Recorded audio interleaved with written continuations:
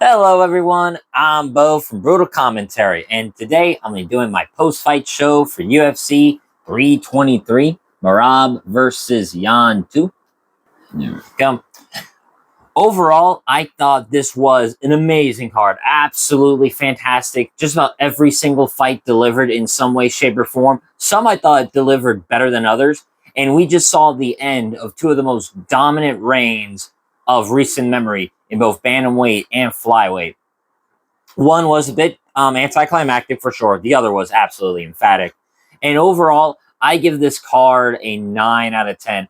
I'm teetering towards 10 out of 10 because the only problem I had was the co-main, which we will get to. But I feel like, unfortunately, with how the co-main event ended, that's the only reason I'm saying 9 out of 10 instead of 10 out of 10. But make no mistake, this was a fantastic card. It might be recency bias too, but I actually do think this was a card of the year, at least for me, because it had everything I wanted in it. High octane action, spectacular finishes, and fights that went to the decision but were not boring, So this might be card of the year. Again, I'll probably look at some of the other numbered events, see what I really think, but this might be card of the year. Again, I'll have to relook. But without further ado, let's get onto our fights. First up, opening up the card, Myron Santos knocks out Mohamed Naimov in the third round. Overall, I thought Santos was just simply the harder hitting striker. Now, of course, this win is a bit muddled since he did miss weight by 2 pounds. He said something was off by the calculations they did, which I guess that's possible. Weight cutting is a science, and sometimes the science can be, messed up. But also, excuse me. But also, I know Myron Santos is pretty big for featherweight, and I just don't like him at lightweight, though. I don't think he's as strong. I don't think he's as fit, and he's a bit soft in the belly, if you know what I mean. But overall, I thought he put in a pretty good performance against Naimov. He was landing the harder leg kicks. The harder striking moments were all Santos. He clearly had a power advantage over Naimov. And while Naimov would try and do something with his wrestling or grappling in the clinch, Santos is pretty good in there too. He does that weird thing though where he's just constantly slapping the back of his opponents. Granted, it's effective. You saw that visible red mark on Naimov's back, just the spot where Santos is slapping him repeatedly. I'm sure it hurts, but I don't know. I guess that was weird, but he's pretty good in the clinch. He's pretty good at being a showman in the clinch, feigning tiredness and whatnot. But eventually in the third round, he lands a picture-perfect jab cross to knock out Naimov, and by that, it was curtains. Pretty good win by Myron Santos. Naimov is a respectable featherweight. I mean, he's only lost to very good prospects like Felipe Lima. So, all in all, I thought it was a good win for Santos. And he's part of the Fighting Nerds now, so the Nerds have a Nerd Junior, if you will, because he is pretty young, so that's why I'm saying this. But, like I said, overall, pretty impressive win. I'm not sure who to give him off the top of my head, besides maybe if he can make weight, too. Morgan Charrier Maquazia Costa loser. I could see him getting that. Or a fight with William Gomes, because I'd be very interested in the tactical kickboxing match between those two. Anyway, moving on. Absur Madul Malik ran over Antonio Truccoli exactly like he was supposed to do. Only about a minute, 9 seconds in the first round. Honestly, I said it before, he should have won by whatever he wanted. I thought he was going to smash Truccoli, to be fair. I didn't think he submitted, but shows that, Mansour is a dual threat, either knock you out or submit you. He got that takedown quick, too, on Truccoli. And then from there, did some work in Truccoli's guard, landed some ground and pound. Then as he's standing up, he wraps up Truccoli's neck and starts literally standing up and gets the standing guillotine choke on Truccoli. I mean, not much else to really dissect. Again, it was about a minute and change. So, honestly, good for Malik. Now, granted, it's not the biggest win either. Truccoli is pretty bad in the UFC. Now, you can say what he did. You could say what Truccoli did to make it competitive with Shara Bullet, but still, at the end of the day, he lost that fight. All right, so you look at Mansour's record currently in the UFC.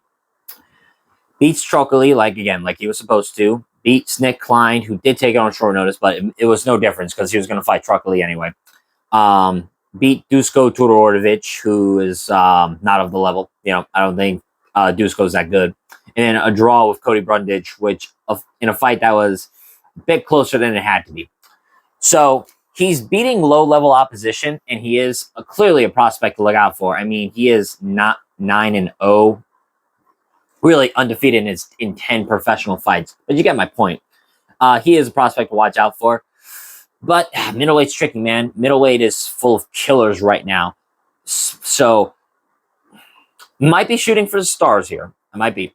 But if Abate Gutier wins at UFC 324 next month in January of next year, I'd actually like to see Mansour versus Abate Gutier. I don't know if they'll do that. You know, prospect versus prospect. You kind of want to keep them away from each other till later. But I'd be very inclined to see how that works because both are physical specimens in this division for sure. Or you want to keep rising in how you're doing it. Given the Andre Petroski test, that'd be a good one. Moving up on the card, Iwo Bagarier Sirsakeyev, sorry about that, butcher, knocks out Ibo Aslan in the first round. This was the greatest bar fight I've ever seen in MMA. Literally a bar fight. They're just swinging at each other constantly, just going, just absolutely balls to the walls madness. It was the greatest minute of fighting I'd ever seen. And I was screaming at the TV, and I was watching with my dad, just going, fight of the year, oh my God. Really thinking about it like, okay, not fight of the year, of course not. There are a few really good contenders, but certainly round of the year, without a doubt, in my opinion. The only other, I mean, there are a few really good rounds this year, like, you know, the third round of Royval Van, the second round of Lopez Silva, you know, those, but that might, the third round of Yuri versus a Roundtree, but this might be my round of the year. It was insane. They were hurting each other constantly. It was just Iwo had the better chin and a bit of the more accurate punches because you saw he dropped Aslan the first time with a counter right hook. And so the second time he landed that hook, he just went after Aslan viciously this time and knocked him out dead. Won a performance bonus. Good for him. He deserves it. I mean, how do you not give the guy performance bonuses? Granted, I think it's bullshit that that they only gave out 4. One for the main event, which, you know, fair enough. That was fight of the night. Absolutely. And then Iwo and Manuel Torres got performance bonuses, which I do think they've earned. But I think you should give it to everyone who won a knockout. That's just my opinion. I think I understand, you know, UFC's a business and sometimes they're cheap, but you should have given everyone a fight bonuses. Regardless of the point, Iwo, awesome win. Now, he's 7-0 at light heavyweight, and I know the division is in need of new blood. You got a young, fun guy on the come up, you know, with Polish power. Let's see what he can do. Obviously, I don't think he's ready for ranked contention just yet, but give him some more guys who are bottom of the barrel or, you know, bottom tier of light heavyweight. You know, just put on fun fights for now. Moving up on the card. Jalen Turner has ascended and TKOs Edson Barbosa in round 1. Boy, that was not fun in certain ways, but it was amazing in other ways. Jalen Turner looked amazing, and I suppose that time off was very much needed. Now, obviously, I was nervous about how he was mentally coming in because he retired in March because his heart wasn't in it. But it was kind of like what Moreno did last year, where he took a break after losing in February to Royval. You know, took a long break, came back in November to fight Albazi. Jalen Turner just needed a break. He needed a break, needed to find himself again. According to him, you know, he found God, and it seems to did wonder. That counter right elbow he hit Barbosa with as Barbosa was coming in was beautiful. He intercepted him perfectly, got Barbosa right on the temple, made him bleed profusely. I understand Barbosa has many, many fights. I mean, shoot, he has almost 50 fights. So he does have a lot of scar tissue on him. But man, I did not think he cut that easily. And you know how Barbosa is, wash is not the right word. You know that he is slowing down when his kick speed is not what it used to be. because I do think Prime Edson Barbosa would have won that fight. Not confident, but I do think he would have. But Jalen Turner did the perfect game plan. I mean, granted, the game plan everybody needs to do to beat Barbosa, just forward pressure and straight punches down the center. That's literally all he did. I mean, he could not miss with that right hand.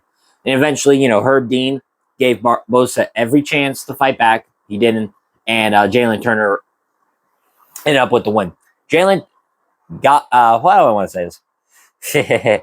Ascended Jalen Turner, or religious Jalen Turner, might be a mythical fighter. I don't know. Because he looked composed, focused, and fought with the same level of violence he always had, but with newfound technique. I wouldn't say technique, but focus. Yeah, same as what before. Newfound focus for Jalen Turner for sure. This honestly puts him right back in the mix with the lightweights. Now, I don't know if he deserves a ranking just yet. He was ranked. He lost that ranking fair against both Moicano and then Bahamondes. And we have some new killers at lightweight who deserve a shot at the rankings, like Manuel Torres, Faraz Ziham, and Chris Duncan. And this is one win after against an older Barbosa. So I think it's fair that Turner needs one more win before we say rank contendership next. I think that's fair. Who they give him, that's a bigger question. Because Shakar Close is a nice test for him. Joaquim Silva is a nice test for him. Chase Hooper. I mean, do we want to... I mean, Chase Hooper is not a bad fight. Both are freakishly tall for the division. Striker versus grappler. But Jalen Turner's got some good grappling. I'd be interested in that fight for sure. We know Jalen Turner's one weakness is the grappling and the wrestling. So him and Chase Hooper, I'd love that fight. Or the winner of Michael Johnson and Alexander Hernandez. I'd like that fight too. Moving up on the card, Bruno Ferreira defeats Marvin Vettori via unanimous decision. I think it was 29-28 across the board. When I heard Ferreira missed weight and was like 189 for this fight, I was thinking, fuck, because I had been nervous for Ferreira coming in this fight as the slight underdog, or it was kind of a pick'em, but he was the slight underdog, because if Vettori had a chance of victory, it would be that he should have the superior cardio and maybe out wrestle Ferreira, as Vettori's never been finished, and I don't know if Ferreira's submission game could submit him. Lo and behold, Vettori's kind of ass at this point. It's just, I'm being brutal here. It's true. It's unfortunate, but Vettori is simply washed. There's no other way to put it. It's crazy to think, like, wow, this guy fought for a title. He's fought some killers. And what's his best win, right? Like, Paulo Costa, back when Costa was a top 5 fighter. Jack Hermanson. It's unfortunate, but Vettori's washed. I think he's washed. He's only 32, right? He's not old age-wise, but he has been fighting for a long time. I mean, he has 29 fights to him. He's fought a lot of wars. I mean, that Jared Cannonier fight, I don't know how he didn't get knocked out, but I suppose if there's no brain, then it's harder to shut the lights off. Maybe. I know I'm being a little mean, but I didn't think Vettori would just box with Ferreira. I didn't think he'd just box with him. He barely shot a takedown or shot any takedowns in this fight. And Ferreira was literally just swinging from miles away. He was trying to knock Vettori out. Vettori's chin, still legendary, still needs to be studied for progress of humanity. But still, Vettori ate all of Ferreira's best shots and kept marching forward. It's just his boxing was way too simplistic. He didn't really have any diversity in his strikes. He's literally been the exact same fighter for many, many years. Southpaw stance, simplistic boxing, good jab and cross, sometimes has a good right hook, some good wrestling, and a better understanding of jiu-jitsu, but not elite takedowns. Excuse me. Not elite submission game, not elite striking, not good power. His power is all right, but he's never really KO'd anybody in the UFC. And just a good cardio and a phenomenal chin. That's it. That's literally it. And now Bruno Ferreira has booted Marvin Vettori out of the top 15, which, is something to be credited as, because Vettori has been in top 15 for years. I can't think of the last time he hasn't been in the rankings since, like, 2018. It's been a while since he's not been in the rankings. Actually, let me look at Vettori's record, because I know for a fact, because he's been in the rankings for a long time. I'm just trying to think, because he'll be booted out come Tuesday. Right, yeah, Jack Hermanson, Kevin Holland, that kind of stuff. All right, yeah, roughly. He's been in the rankings since 2020. So that is kind of insane to think he's no longer in it. Now, Fajera's going to be in the rankings, which is awesome. But it is muddled by the weightness, and I really hope he can get that right, because he's smaller than most of these middleweights. He should not be missing weight by 3 or 4 pounds, or, with a 1 pound allowance. Get my point. All right, so Fajera is going to be in the top 15. He's probably going to be either 13 or 14 come Tuesday. I guess him and Roman Dolidze would be the next logical choice, because I really want to see RoboCop versus Paulo Costa. That's the fight I want to see. So that's why I'm not saying Fajera versus Costa. Or they could do Fajera versus Sharabola, give Sharabola a chance to fight in the rankings again. That's the fight I could see them doing, but I personally would do Fajera versus Dolidze. As for Marvin Vettori, fuck, man. He's going to have to fight a non-title fight, non-ranked fight. Him and Roman Kopylov, they're coming off some losses. I think that's probably a good idea. Now, I know Kopylov is only off 1 loss, but still, I think that's a good next choice for Kopylov. Yeah, I do. Kopylov versus Vettori, I think that's a good fight. Moving up on the card to our main prelims.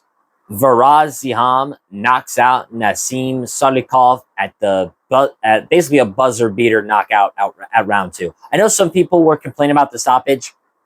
Now, probably because I picked Ziham, but I did think the stoppage was all right. Because you could see Salikov at the end when Jason Herzog stopped it. Ziham was on deer legs. He was wobbly. I guess to paint the picture. First round, Varaz Ziham looked excellent. And he out wrestled Ziham, did much better in the clinch. Ziham has improved leaps and bounds, and you see it. He's starting to add a new level of damage to his game that wasn't there before. I mean, when he knocked out Matt Frevola, fucked up Mike Davis. I mean, he made Mike Davis a bloody mess. And now this knockout in the clinch, too. Like, Ziham has improved his wrestling. He's improved his grappling. I mean, he was pretty close on that rear naked choke a few times against Salikov. And then, all right, so then the finish, Ziham goes to a knee, and he's trying to Salikov gets to a knee. He's trying to build base, but he doesn't respect the striking. His hands are literally down. So Ziham basically does a slashing elbow twice on the dome of Salikov, and essentially knocks him out, and then follows him up with some ground and pound. And that was kind of a wrap. Salikov just didn't respect the power coming his way, and that was a mistake for sure, because Varaz Ziham absolutely put on a masterclass. Because I thought this fight was going to be a lot more competitive than what it was, and I do make no mistake. I think Salikov will be back. I do think he'll be a ranked opposition soon, because he's really good. He's really violent. But, all the props to Varaz Ziham. He has improved so much. This is not the same guy who got submitted in a round by Terrence McKinney. He has improved greatly. And if you saw my prediction, you look at the win streak, right? Michael Figueroa, Jai Herbert, Claudio Puez, Matt Frevola, Mike Davis, and Nazim Salikov. Now, you look at the first 3, they were decision wins, not the most exciting. But he showed improvements, especially he always was a good range striker and really good at bullying people in the clinch. But then you look at the Frevola win, knee to the skull. Mike Davis slashing elbows in the clinch, bloodied him up, got good grappling defense, good wrestling defense. And now Salikov, a well-rounded performance. It was absolutely fantastic by Nazim Salikov. Varaz Ziham. Could you imagine? And I've been saying the wrong name this whole time. So, I say this. Ziham should not take any other fights that are not ranked opposition. He needs to fight for a ranking. This was a phenomenal performance against two guys who were running through the rankings at lightweight. Wait, and I mean, what else is there to say besides give Ziam a chance at the rankings? Now, who they giving though? Fuck, that's the biggest problem with lightweight because we're jam packed. Right, we're kind of log jam at the top. A lot of the top contenders fight each other more than fight down the rankings, and then you have a lot of older vets in the top 15. And if I pull up the rankings, right, just looking at 10 to 15 at lightweight, because top 10 or sorry, like 9 and upwards, they kind of fight each other more or less. All right, so looking at lightweight. So going from 10 to 15, you have Manny Moicano, Michael Chandler, Neil Dariush. You have Grant Dawson, who's going to be booted out of the rankings soon. Marcinho Hufi and Ignacio Bahamondes. I think Varaziham should fight either Beneil Dariush or Michael Chandler. I don't think he'll get either of those, or I don't think he'll get Michael Chandler because it's Chandler. He mostly fights bigger names. And Beneil Dariush, maybe. I've heard Beneil might go to 170. That's a terrible proposition for him. And I don't know if they give him Manny Moicano. I think that might be too big of a jump. So it might be Ignacio Bahamondes they give him, which I don't mind at all. That'd be an awesome striking fight. Varaziham, Bahamondes, fuck yeah, give me that. And, oh yeah, and I guess this will be important later. We actually got some huge announcements during the broadcast. I'll be quick. Sean Strickland versus Anthony Hernandez will headline UFC Fight Night Houston, Texas for February 21st. I fucking love that fight. That's a great fight. Long story short, two guys, great cardio. Strickland's a better boxer and has really good takedown defense, but Fluffy, in my opinion, is the dark horse in middleweight, and I'm never picking against that guy. I love Fluffy Hernandez. He's my favorite middleweight contender. And I do think he is the dark horse in middleweight. I do think he has the style to beat Hamzat, but we'll have to wait and see. Still, though, I favor Fluffy, and then I'm very excited for that fight, 100%. And then they announced the card for UFC 325, where I hate the main event. I still don't think Diego Lopez deserves Volkanovski, but holy shit, the rest of that card is fucking phenomenal. Benoit Saint-Denis versus Dan Hooker in the co-main event, a just bleed matchup. And then a striker's delight with Rafael Fiziev versus Marcinho Hufi. Dana White privilege? Sure. But this is a striker's delight of the highest order. Absolutely phenomenal. I think Fiziev might be better technically, but Hufi's got a bit more explosiveness to him. We'll wait and see. Plus the rest of that card, Tai Tuivasa, Taliesin Teixeira, banger. Jimmy Krug, Dustin Jacoby, awesome fight. And then, prelims were pretty good. They had Sergey Spivak versus Anton Dalia, which I thought they would make. And then Quinlan Salkill versus Rong Shu, awesome fight. But let's continue with the breakdown. I just figured I'd announce those and get those out of the way now. So, though, pretty logjam at lightweight. Moving up on the card, Macy Barber defeats Karine Silva via unanimous decision. I think it was 2-29-28 and then 1-30-27. Macy Barber did pretty good for herself. I thought she lost. I thought she could have lost the first round because I thought Silva had some better grappling moments. But overall, I think Macy Barber showed up in kind of prime form. Better striking, was much more heavy on top. Good ground and pound from Silva's guard, which granted, that guard was pretty tricky. And definitely Barber needed to mind her P's and Q's. But overall, I think she did really good handling grappling. It was kind of bullshit, though, that she got up-kicked twice in the second round. But the second one definitely rocked her, and I think Mark Smith was the referee, if I'm not mistaken, in this fight. Unfortunately, Tapology doesn't really give you who ref the fight, but if I'm not mistaken, yeah, Mark Smith ref this fight. If anyone in the comment section wants to correct me, let me know, or let me know if I'm right. But I thought it was bullshit. He goes, that didn't hurt. And when she's clearly kind of concussed. So I'd say, that fucking hurt her a lot. So I kind of thought that was BS, but whatever. Barber got the win at the end of the day. And she kind of cements herself still in the top 5 of the women's flyweight division. Does this get her a tighter shot? No. But this does reaffirm her spot in the top 5. So she's still with, Manny Fiore, Natalia Silva, Grasso, who, lost to her, Aaron Blanchfield. It's tough to say who they're going to give Barber to because The Blanchfield fight makes the most sense, but I don't think they'll do it because they tried that twice. Literally, the second one failed in the last possible second. And I think Blanchfield has made it clear she doesn't want to fight Barber, constantly, losing opportunities to fight more. So I can understand that.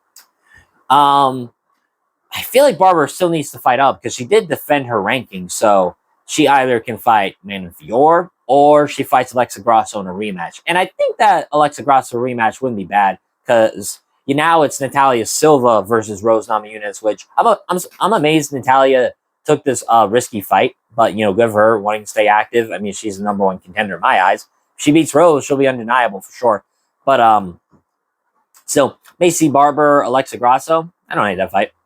And then for Karine Silva, I thought she did better than in some of her other fights, especially in her last loss to Viviane Araújo. I thought she did better of account for herself. I'd say give her Kong Wang.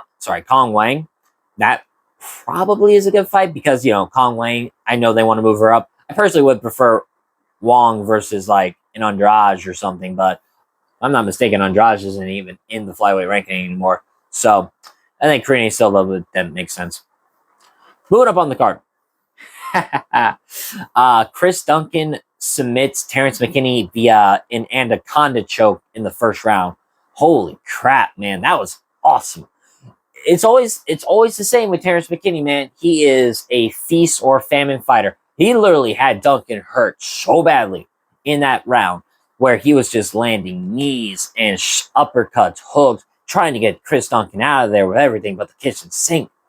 And Duncan, he has a chin on him. He has an absolute chin on him. It's crazy Vyacheslav Borishev knocked him out because Terrence McKinney put it on him. I did think McKinney would wrestle a bit more because he's got really good wrestling, but nope. I mean, to be fair, Terrence McKinney doesn't seem to have a great gas tank. He is truly a round or bust, or in this case, 2 minutes and 30 seconds or bust. But to be fair, the 3-minute mark or close to it is usually when McKinney starts to fade, and that's what I had thought would happen in this fight. And in this case, Duncan landed 2 big right hands that kind of stopped McKinney for a second, and then in the clinch, while McKinney's still trying to get Duncan out of there, Duncan lands a right elbow in the clinch. It looked like it knocked McKinney out for about a second. And credit to Mark Goddard. I don't think it should have been stopped when Chris Duncan was laying on ground and pound. Not because McKinney was blocking, not because Duncan was, they weren't the most powerful shots ever, but because I thought McKinney was doing good at trying to get back up, trying to block. He's doing everything he can. So I thought Duncan made a smart adjustment. He transitioned to his grappling, and he's shown really good grappling at this point. I mean, he submitted Balagioki and Jordan Fucinic. And at first, it looks like he's going for the arm and guillotine, which he had done before in his in 2 of his last 3. But instead, he does the gator roll and goes for the anaconda instead. And, McKinney, he had been dazed since that elbow. Like, McKinney was clearly still seeing stars because of that. And so he didn't really fight the choke or the hands whatsoever. And eventually he taps to the anaconda choke. Awesome win by Chris Duncan. Now that's 4 wins in a row for him. 3 of those by submission too, go figure. But that was a great showing. I had said it in my breakdown, and honestly, I was very happy. I'll say how good I did on this card later, but I was very happy about like some of the fights. I was very like, I don't know. And like in like Salikov versus Faraz Iham, Barbosa Turner, and then later with Moreno Tyra, which I'll get to. I was very happy going with my gut instincts, and I picked those to win. But in general, I was very happy with how I called some of the fights because I had thought Duncan could survive the storm and then finish McKinney off. I didn't know if it was going to be knockout or submission because, I thought Duncan could win either way. In this case, got the sub. I really think Chris Duncan deserves a shot in the rankings. That's 4 wins in a row, 3 finishes. Again, we're log jammed, though, at the pack. So, I don't know. But him and Michael Chandler would sell asses on seats. That's what I do know. Him and Michael Chandler is the fight to make, in my mind. I don't know what Chandler's doing now, but he did pretty good in wrestling with Chad Mendes, so that's pretty cool. But for me, I want to see Chris Duncan, Michael Chandler make it a Fight Night main event. and you know, you can do it anywhere in America or hell in Scotland. I don't care. I want Chris Duncan versus Michael Chandler because that will be high violence, just utter destruction. Who wouldn't want that? As for Terrence McKinney, he's always a fun guy. I'm sure they're not going to cut him. He was 2 wins in a row before this. And interesting, someone put up something on Instagram. Actually, a few people did, but apparently Terrence McKinney has never won a post-fight bonus because all of his fights ended so fast or something. I'm amazed by that, but you know, what can you do, I guess? But still, he's always a fun fighter. Just not good at. He is super skilled. He's super talented. He just has low fight IQ, unfortunately. I don't know who they give him off the top of my head. You know, with lightweight, you can see what happens. I mean, if they want to give Daniel Zellhuber a chance to rebound, they could give him Terrence McKinney. I actually would like that fight. That'd be kind of interesting.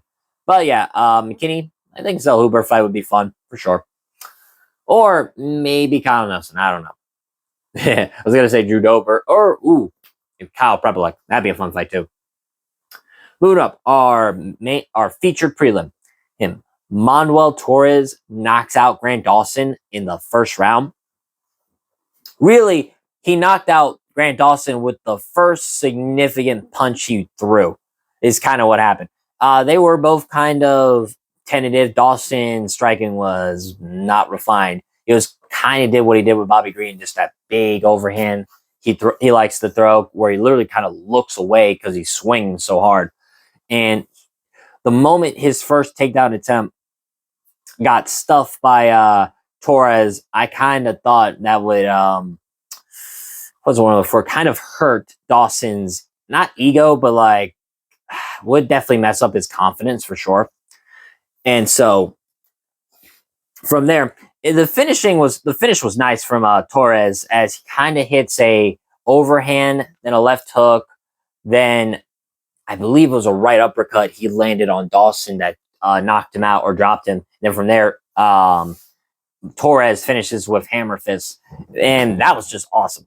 I was nervous picking Torres because you know he was a 2-1 underdog. I was a little nervous, but I trusted that he had power, and I did not trust the Dawson chin.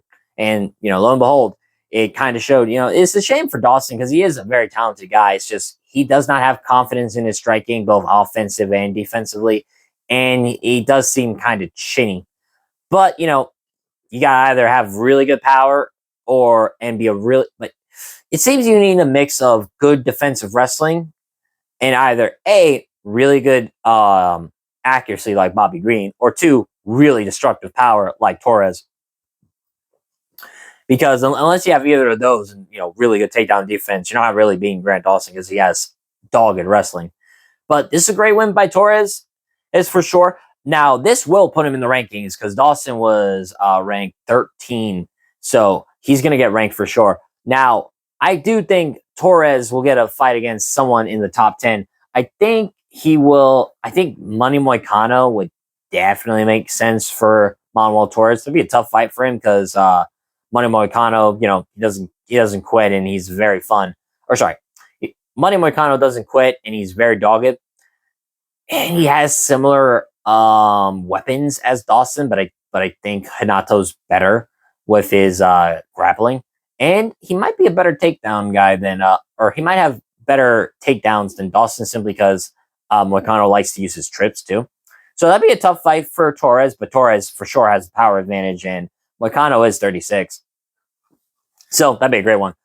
As for Grant Dawson, I know I said Chase Hooper like against Jalen Turner, but Grant Dawson versus Chase Hooper would be a fun fight for sure. I would love to see how the grappling goes between those two because I know Dawson doesn't care how good of a grappler you are. He'll keep wrestling.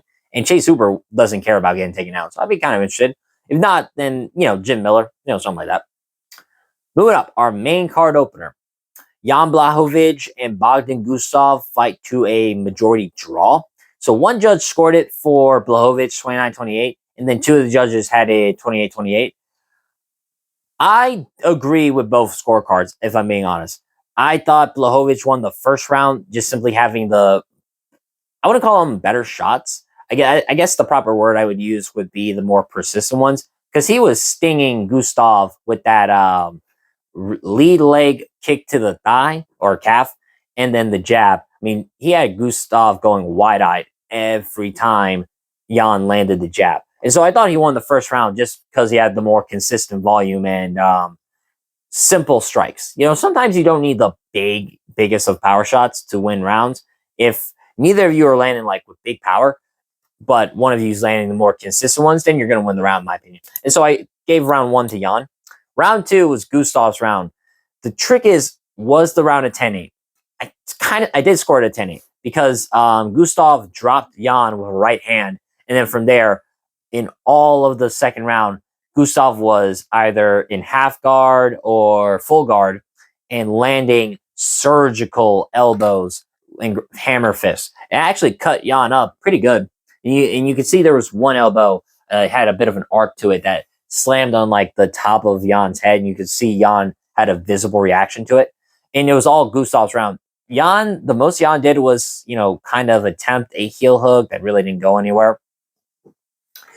And so I thought Gustav won the second round. The question was, is the second round a 10-8? I personally did score it a 10-8. Just because, like I said, I thought he had controlled the entirety of the round and did the biggest significant damage. I thought he was close to getting on out of there a few moments in round 2.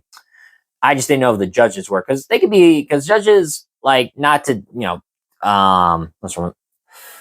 Not to complain, but sometimes judges can be a little stingy with a 10-8. You know what I mean? And then round 3, I thought was Yan, because even though Gustav landed the bigger shot or some really big right hands, Jan's cardio was starting to pull out ahead. Gustav was starting to get tired, and then by the end of round 3, Yan goes for a long left hook that kind of cuts Gustav, who's trying to circle away, and then Yan hits him with a right hand to the jaw, drops Gustav, but by then the round is almost over. It definitely shows, though, Yan is, kind of over the hill. Shoot, he is 42, so that is unfortunate, because I think prime Yan would have won this fight, honestly, because it was kind of crazy. Yan didn't wrestle whatsoever in this fight, which was very surprising. But, at the end of the day, I thought I thought Blachowicz won round 1 and 3. And then I gave Gustav round 2, but I thought round 2 was a 10-8. So I did score 28-28. But if not, then I thought Yan would have won. So a majority draw is fine. I understand it. It kind of sucks for Blachowicz because he has not had a win since 2021. And he had not fought at all in 2024. Shoot. From what the commentator said, like he had shoulder surgery and he literally couldn't lift weights. He can't lift weights anymore. And he's still Polish power. He still has that Polish power. But I don't know how much longer Yan is going to do this anymore. I really don't. He might have 1 or 2 more fights in him. Now, who they should fight next? I think they should rematch. This was a great fight, very technical, and very interesting clash of styles. I think they should rematch, in all honesty, because, like I said, it was a close fight, and I enjoyed it. Not as much as some of the other fights on this, but, excuse me. But for sure, I thought that, what do I want to say? It was a good technical fight, for sure. And I would prefer the rematch, honestly. I prefer the rematch. But that's all I have to say on that. Now, if they don't rematch, then Gustav could fight someone still up in the ranks. They might give him a Dominic Reyes, Jamal Hill, one of those two. And then I wouldn't mind seeing Jan Blachowicz versus Khalil Rountree or Azamat Murzakanov. But moving up on the card. Payne Talbot defeats Henry Cejudo via unanimous decision, 30-27, clear as day. This was my favorite fight on the card until we got to the main event. Until then, this was a fantastic fight. It really shows the evolution of a young fighter in the span of a year. Because Payne Talbot had lost to Hani Barcelos in January of this year. He got clearly out-wrestled.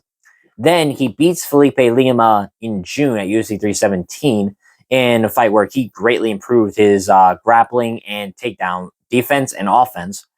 And granted, I picked Lima in that fight.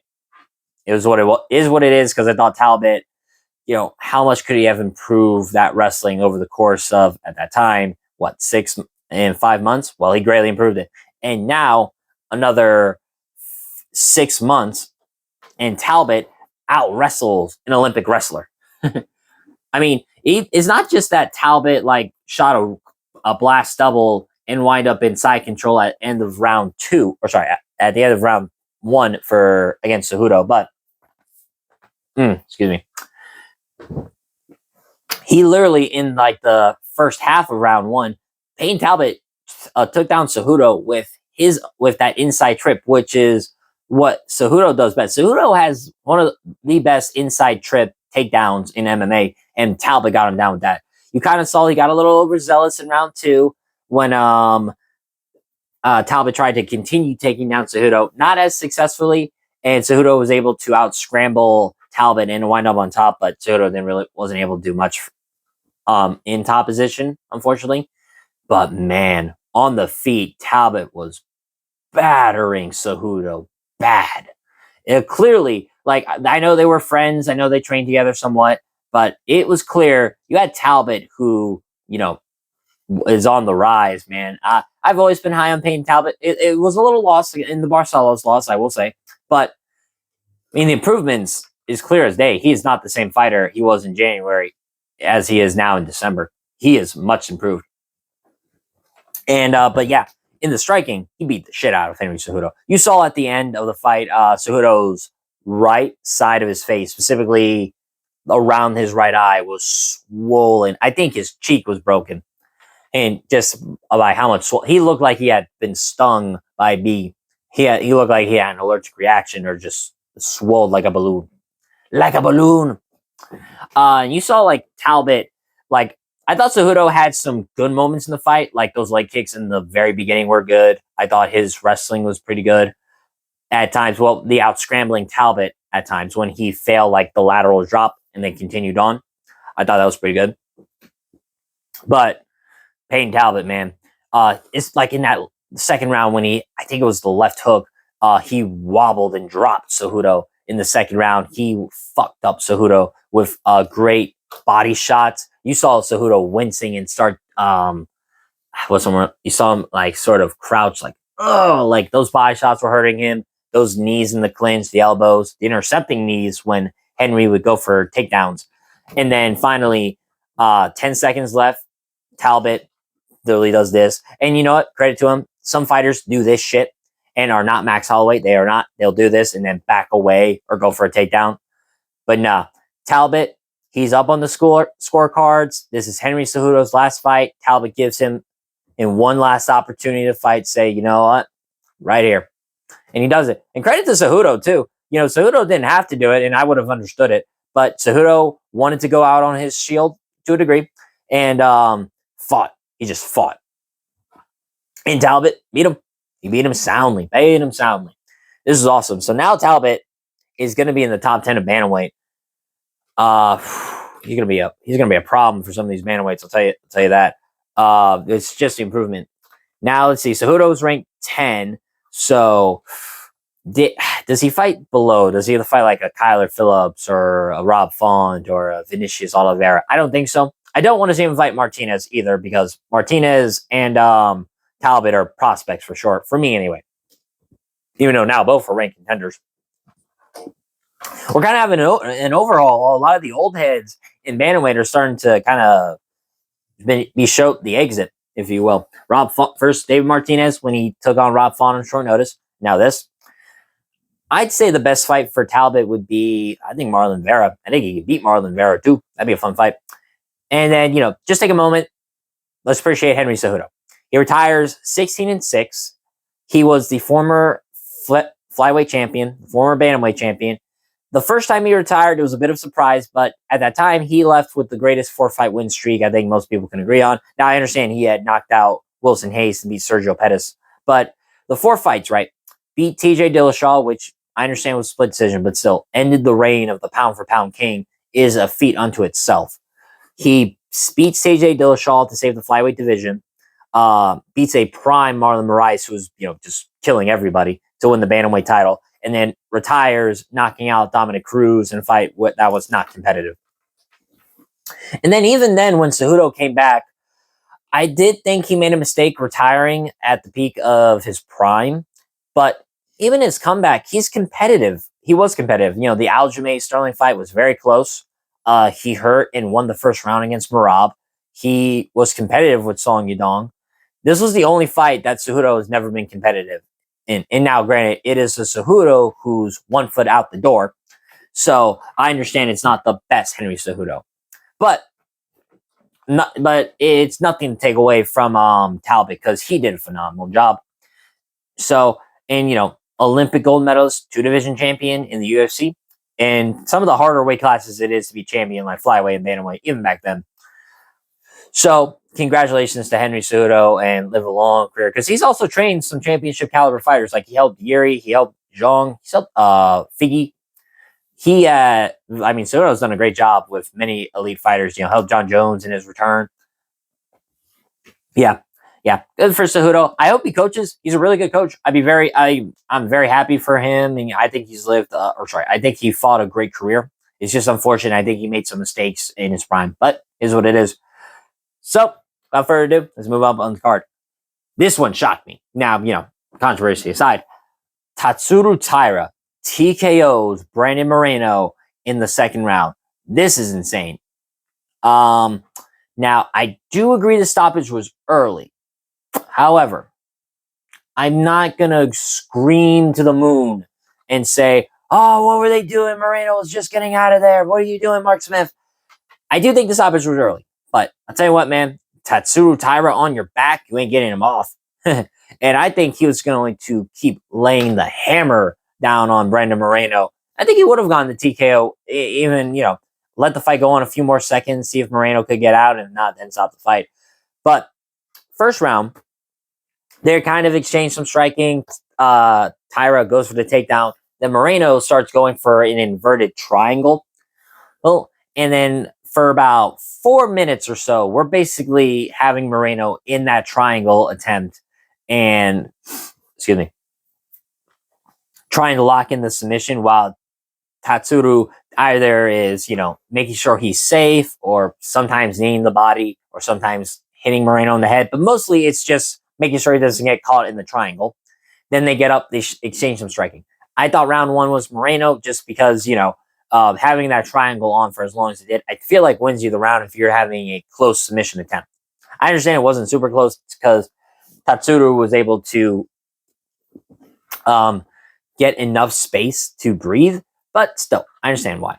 Then round two, they start striking some more, and then Tatsuro is able to get Moreno down, does the full figure eight, figure four, and then eventually gets the back. And then Tatsuro Taira, besides Pantoja, is the best back taker at flyweight. If Pantoja wasn't in this division, I'd say Tatsuro is the best back taker, because Moreno didn't look like he was getting him off, because Moreno's no small guy, nor is he a bad grappler whatsoever. Moreno is great at grappling. But Taira just laid the hammer on and just forced him down. Is basically it.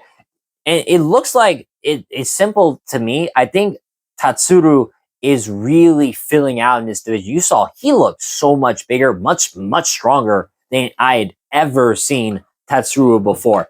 And he did make Moreno look a big small in there. The only time I think that Moreno looked small was when he fought Figgy. But to see Tatsuro do it was quite impressive for me. And like I said, him on your back is a wraps. It's like when Sterling gets your back. It's either you lose the rest of the round or he finishes you. Because you saw it when Tatsuro was on Brandon Royval's back. Royval could not get him off him. And now he becomes the first man to ever finish Brandon Moreno. Holy shit. He's fighting for a title. There's no doubt about it. The question is, are they going to do that in Japan? Because I heard UFC President Dana White say they're going to try and do a UFC Japan. And, that will sell like hotcakes. Tatsuro Taira versus Joshua Van, which is coming up next. Those two fighting for the belt in Japan. Oh my God, that's going to be awesome. He has come into his own, and I tell you what, Tatsuro is going to be a problem for all these flyweights, including the champion. He's big for this division, or he's getting bigger in this division. He's really filled out his frame. I guess you could say his man strength is coming in. He's a phenomenal grappler, and his striking improves every day. I think he's going to fight for a belt. for sure. I know Pantoja deserves a shot back at his belt, but until he comes back after that injury, it's Taira next. As for Brandon Moreno, it's a shame. It's a shame of this loss. I do think he was going to get finished in a few more seconds, but still short notice. Or sorry, early stoppage, but is what it is. I would love to see him fight Kyoji Horiguchi. I want to see that fight. Or you can fight the winner of Manel Kopp versus Brandon Royval. If Royval wins, it would be a trilogy. If Kopp wins, it is a fresh matchup. But I personally want to see Kyoji Horiguchi fight Moreno. Uno, our co-main event of the evening. Joshua Van is our new flyweight champion, defeating Alexandre Pantoja via TKO due to injury. So not much actually happened in this fight. It was all 26 minutes.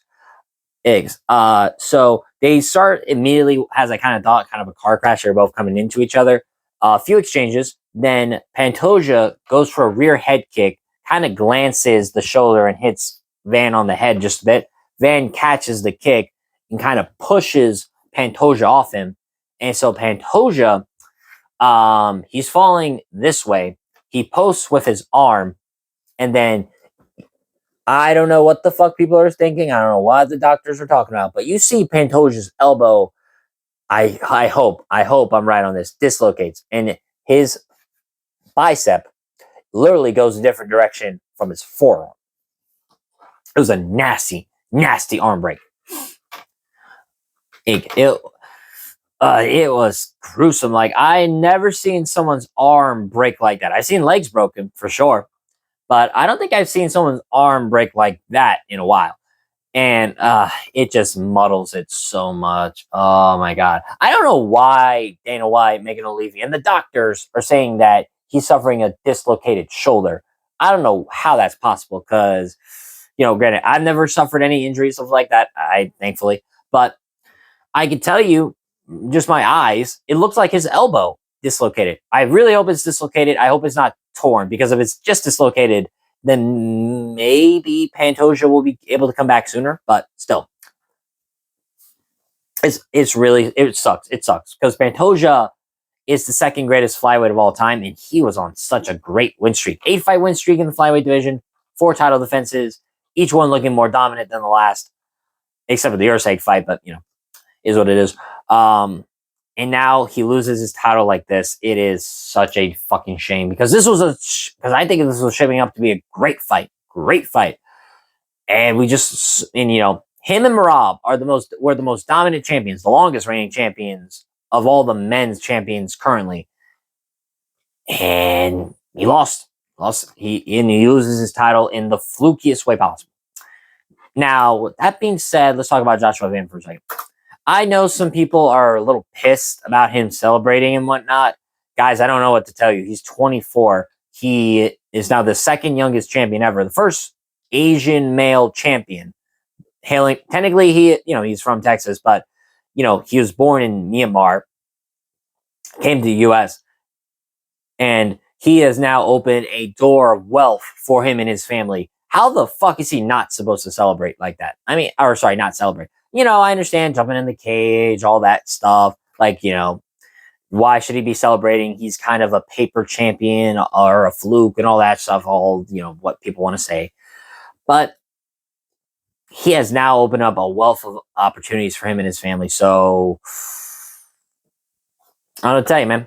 I understand why he celebrated. Now, obviously, again, this kind of muddles it, and I think some people will definitely, if Pantoja doesn't come back the same, if he's not 100% when he comes back, then, I definitely think there will be forever some questions about who could be Pantoja, and all that stuff. I do feel like Pantoja's reign is not only tainted, but like this belt's going to be tainted for a little bit until Pantoja comes back. Again, if he comes back in similar form and someone beats him, then never mind. But never mind what I'm saying. But it is a shame. It's a real damn shame, because Pantoja was doing great. But, credit Joshua Van. He's now the second youngest champion ever. He's going to be an active champion for sure. He fights all the time. So what's probably going to happen is Joshua Van versus Tatsuro Taira as like the first fight in the new reign of flyweight. They might do it in Japan. They might do it some other fight. I don't know. But I'm sure Van will be looking to get back quick. Maybe March, maybe April. And it'll be a battle of the young guns, right? 25, 24. That'll be, 25 to 24. Or sorry, 24 to 25, I should be saying, because Van's the champion. Two of the young guns. It's been a while. It's been a while since we've seen a title fight with two fighters under the age or like 25 or under. It's kind of crazy. Like, we haven't seen that in a while. Although, when does Tyra turn 26? So I'm getting this right. Okay, sorry. Well, Tyra will be 25, or sorry, yeah, he'll be 26 in January January 27th. But here's what's going to be crazy, because when Van and Tyra do fight, this will be the first fight in UFC history where both fighters were born in the 2000s. Tyra was born in literally the year 2000. Van was born in, what was it, 2021? Excuse me. I was acting up. Man. Yeah, 2021. Yeah, literally it's two guys of my generation, like millennials. So it's literally two millennials fighting for a UFC belt. That'll be awesome. And then when Pantoja is medically cleared, he'll come back and fight for a title, because he has to. He has to fight for a title when he comes back. There's no other way. So that's probably what's going to happen. So he'll either fight the winner of Van versus Tyra. That's what's going to happen. Now, moving up to our main event of the evening. If you enjoyed the video, like, subscribe, leave a comment down below of what you thought of the whole event. Petr Yan did the impossible. He defeats Merab Dvalishvili via unanimous decision. The scores were 2-49-46, 1-48-47. I scored it 49-46 for Yan. Though, if someone says like they scored it 50-45, I wouldn't disagree.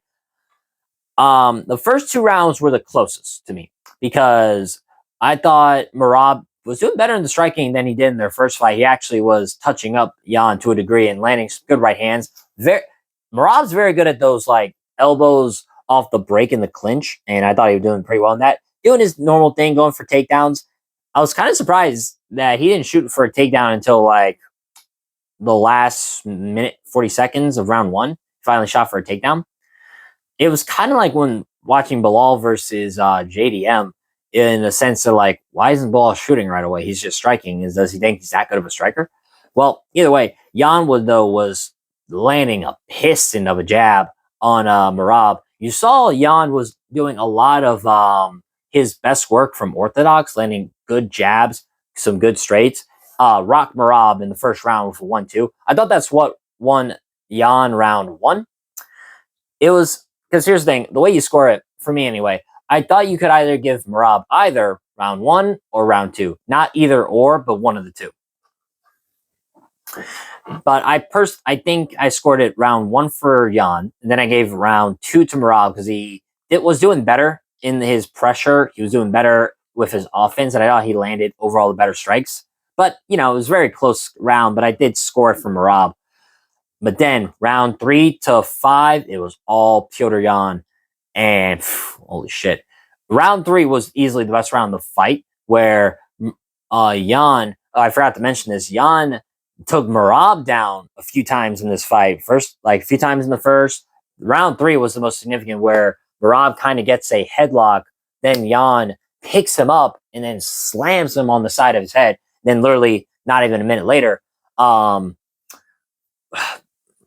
does a fireman's carry, that's it, on Yan, takes him down, and Yan gets right back up, and then they're exchanging striking moments. I mean, Merab was a bloody mess. He had a cut on the ridge of his nose, under his right eye, I believe. Yeah, right eye. He was just a bleeding mess. And then in the end of the third round, Yan lands a beautiful left kick to the liver, and Merab visibly goes, ow! Like, not only could you hear the slap of that body kick, you could hear Merab going, oh!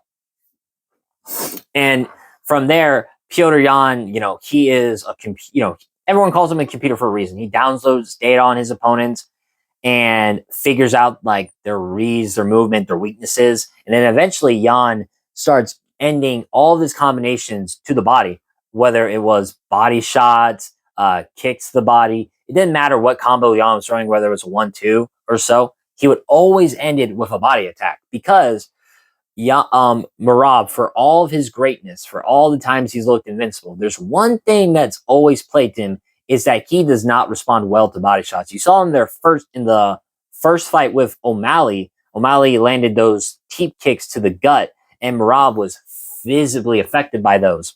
Unfortunately, it's just O'Malley could not capitalize on them, but Yan could, and Yan did. And from there, it was just fantastic. I mean, round 5 and 4 were basically the same. Yan hurt Merab multiple times, either punches to the head or those body shots, especially one of those left hooks to the body visibly winced Merab. And it was just fantastic.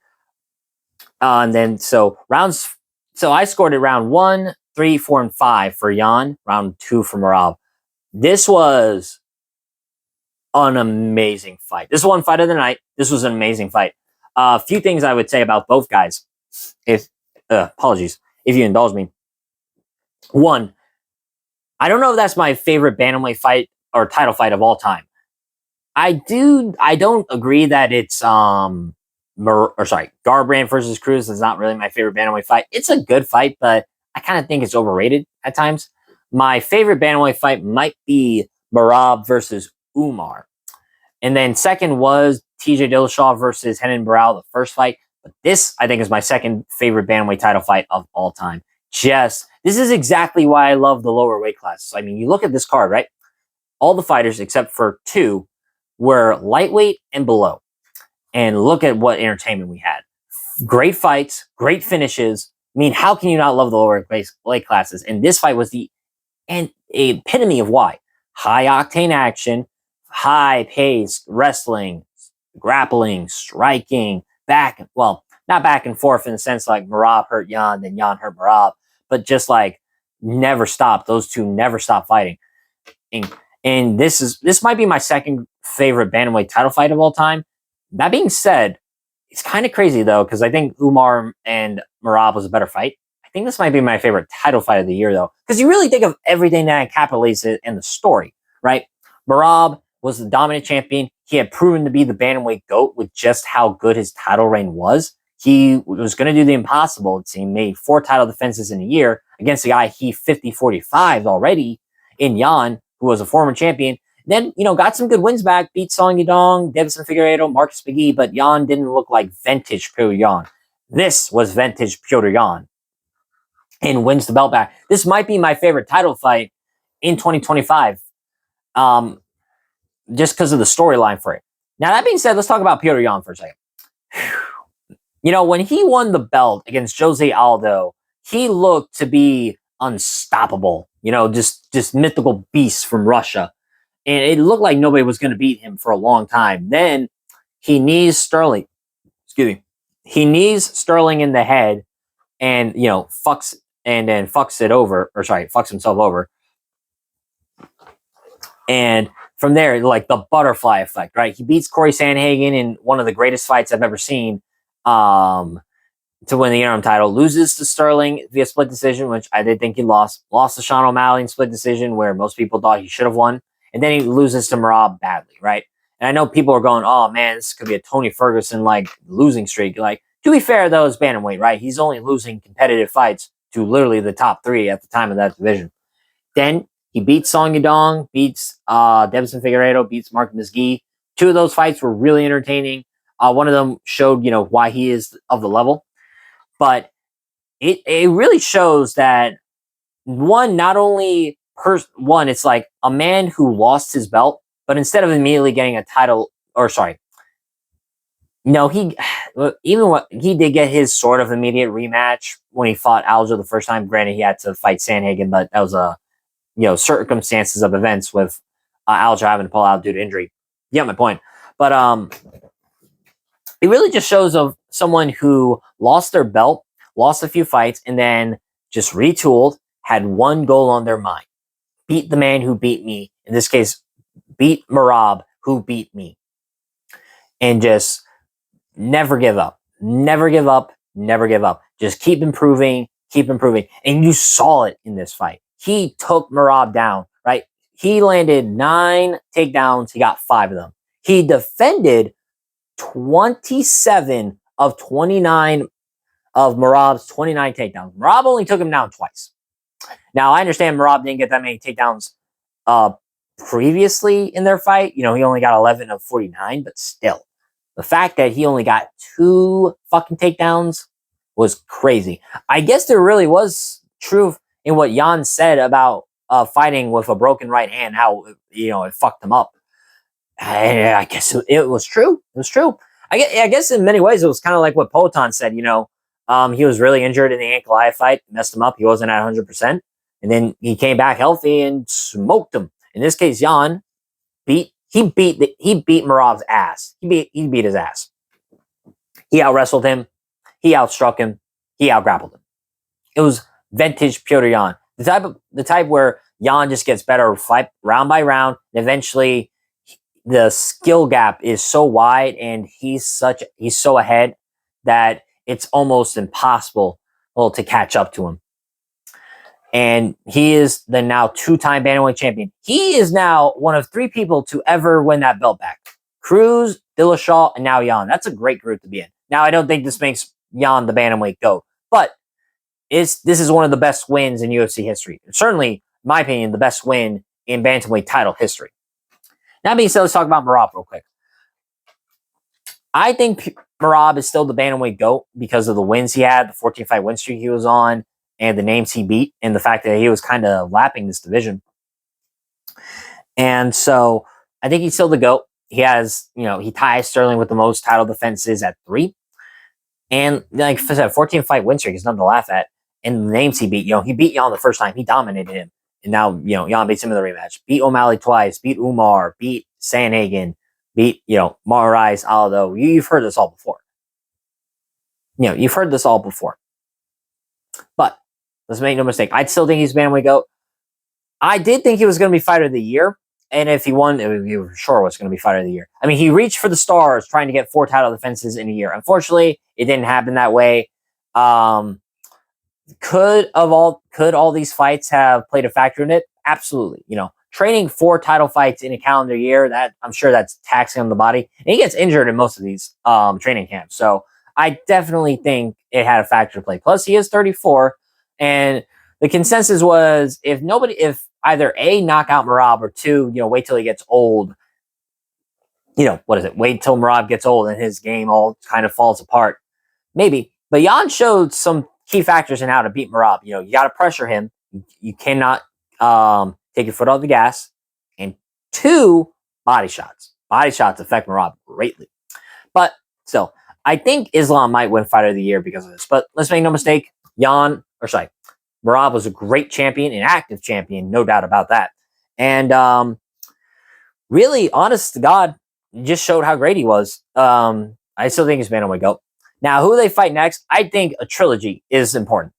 Because now I think Merab's going to need some rest. He needs to go to the hospital, you know, needs to heal up. But I think Merab deserves an immediate rematch because of how dominant he was. You know, 14-fight win streak, all of that. I think a rematch trilogy is fair. And who wouldn't want to see a 3rd fight between them?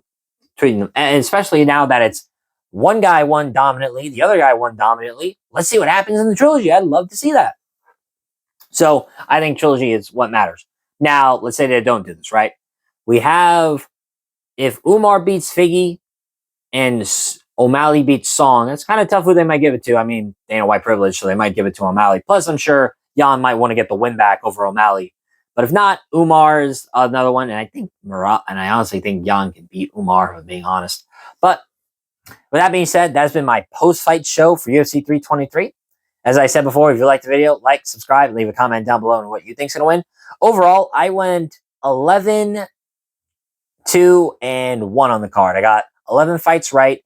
I got 2 wrong, the title fight and the main and the co-main. And then and obviously I can't predict a fight going to the draw, so but Blachowicz and Gustaf. But overall, I did great on this card. I got every prelim right. I got almost exactly how the fights went, too.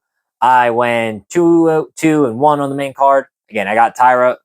I had Tyra winning at Talbot, and then You know, unfortunate with the co-main and then the main event, Yan proved me wrong. Proved everybody wrong, really.